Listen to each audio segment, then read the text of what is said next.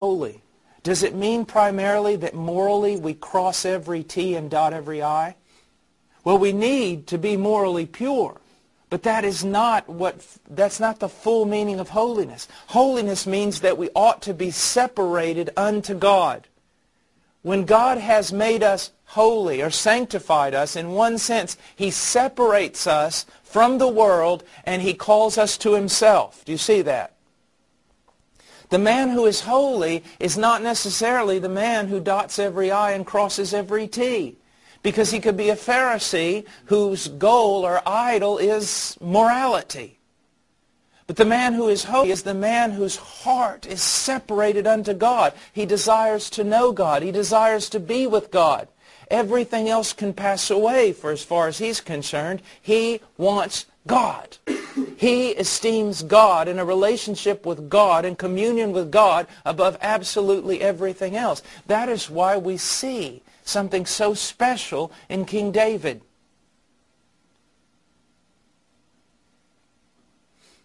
Now, it would have helped for him to be not quite as wild, possibly. He wasn't the greatest example at times. He committed some heinous sins that we do not want to take lightly. But at the same time, he was a man after God's own heart.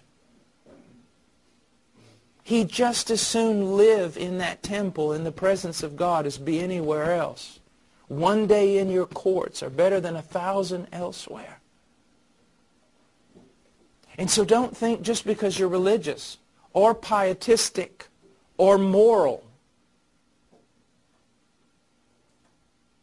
that you're holy. Now, the one who loves God keeps God's commandments. And we ought to be unstained and unspotted by this world. But at the same time, do not equate morality with holiness. It's just a part of what holiness means. Do you have a sense of being separated unto God, of belonging to Him? And does your heart follow with that calling? Do you desire to be with God? Just hear Charles Leiter say quite a bit. He'd say, true believers are not so much afraid of going to hell as they're afraid of not being with Christ. And so when He made them holy, what did He? He separated them from the nations and said, all right, you belong to me. You belong to me. Now, a good illustration of this is marriage. Before my wedding day, my relationships were much different than after my wedding day. Before my wedding day, I knew girls that weren't my bride-to-be. No one would scoff if they saw me sitting in a park after church with a girl talking about Scripture. Be no problem going and get a Coke with some girl. I mean, it's just completely different. I'm kind of open to all sorts of different individuals of the opposite sex prior to my marriage. The day I got married, not only did my relationship with the woman I married change, but my relationship with every other woman on the face of the earth changed. Do you see that? I was cut off from them in order to be with only one.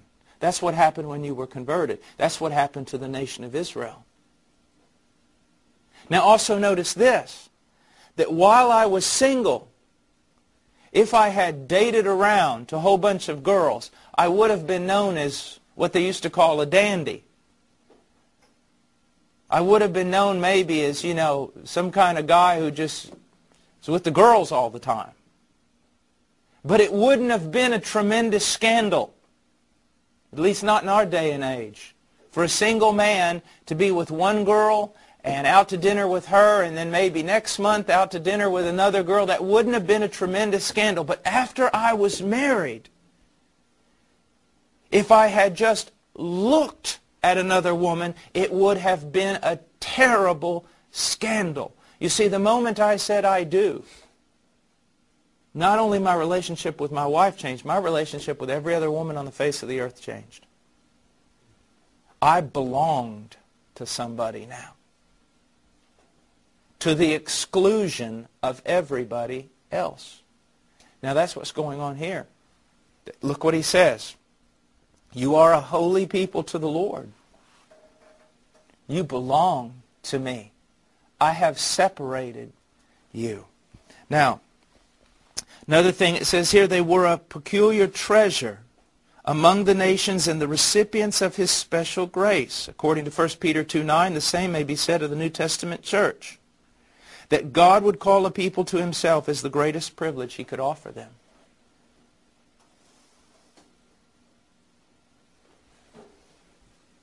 There is a sense in which the greatest thing God can do for you is to give you the greatest gift. The greatest gift he can give you is himself.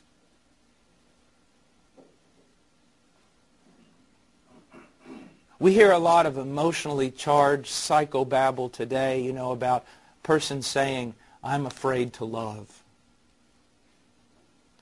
I'm not sure that's a very true statement.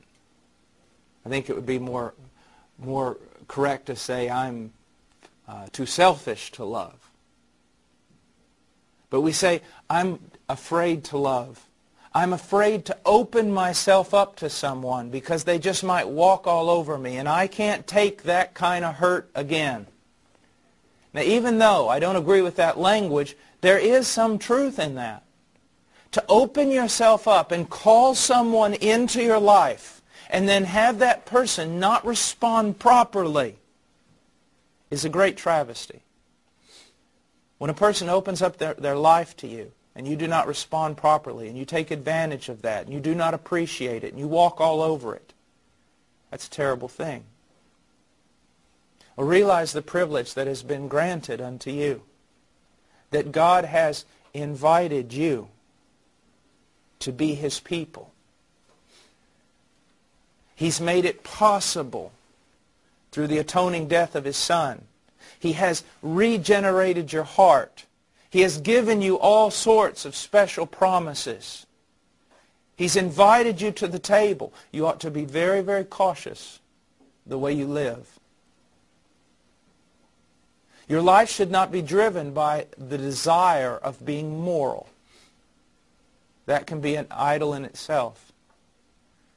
Your life ought to be driven, your morality ought to be driven by a desire not to offend the one who has demonstrated such love toward you. Do you see, guys,